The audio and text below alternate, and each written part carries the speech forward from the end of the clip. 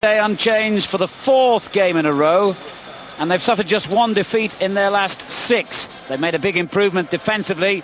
In fact, the same back four has figured in virtually every game. But as I say, scoring has been a major problem for Danny Wilson's team.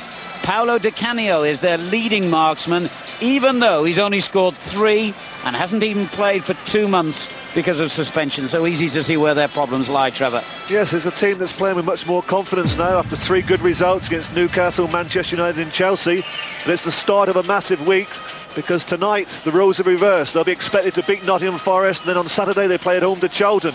So a productive week could see them push up the league table. 4-4-2 formation, Sonner in the midfield, playing more of a holding role, allowing Wim Jonk to push on forward. Up front, no real pace there, but the aerial threat of Booth. Carboni would just drop back, just playing off Booth. Well, Nottingham Forest are without their leading scorer, Steve Stone, serving a one-match ban after the sending off, the first sending off of his career. A further blow, the loss of Dougie Freedman, who scored 4 times in the last 6 games that he started. Freedman missing with a back injury, and that means an unexpected chance for the Frenchman Jean-Claude Darcheville. And with Scott Gemmell also out injured, Andy Johnson comes into midfield. It's his first start in 9 games. Yes, Dave Bassett preferring to play with the 3 central defenders tonight, with the wing-backs. A lot of pace there, Bonalaire and Rogers. Strong central midfield, Johnson, Bart Williams and Kwasi.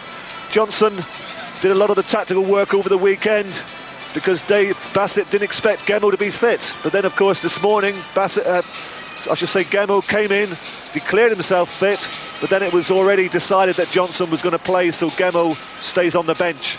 Up front, Van Hooijdonk. I expect him just to play slightly deeper than Darcheville, and it's important, I think, that Sheffield Wednesday don't allow him a lot of time and space on the ball, because he is good, and I'm sure that he'll be looking for the pace of Darcheville in a forward area.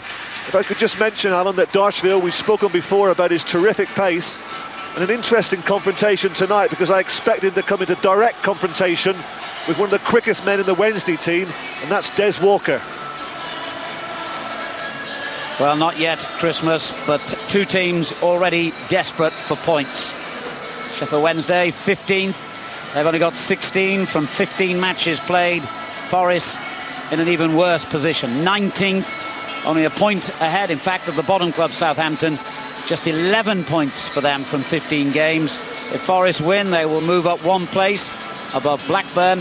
If Sheffield Wednesday are victorious, then they would go level on points with Everton, but Everton do have a superior goal difference. Everyone ready for action on this cold and frosty night in Yorkshire. Steve Chettle, in his testimonial season, will lead Nottingham Forest. Peter Atherton, the captain of Sheffield Wednesday.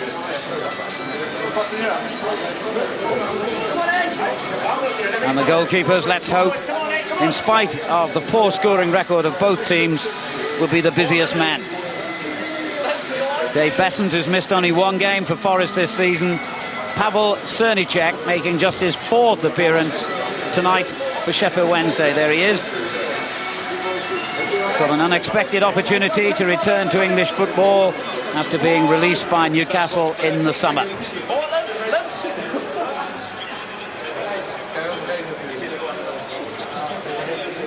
Some nervous smiles and some clearly anxious faces down there.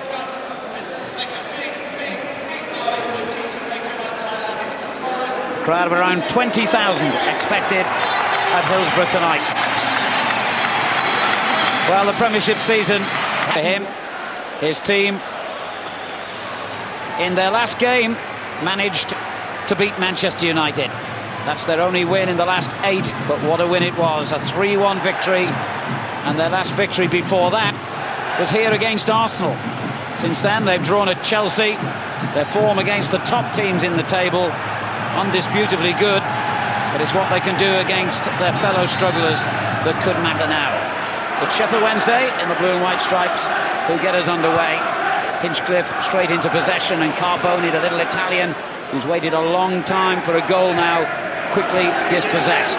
Nottingham Forest in the red and white, of course. Rogers back in their side after a one-match suspension, which caused him to miss out on that game.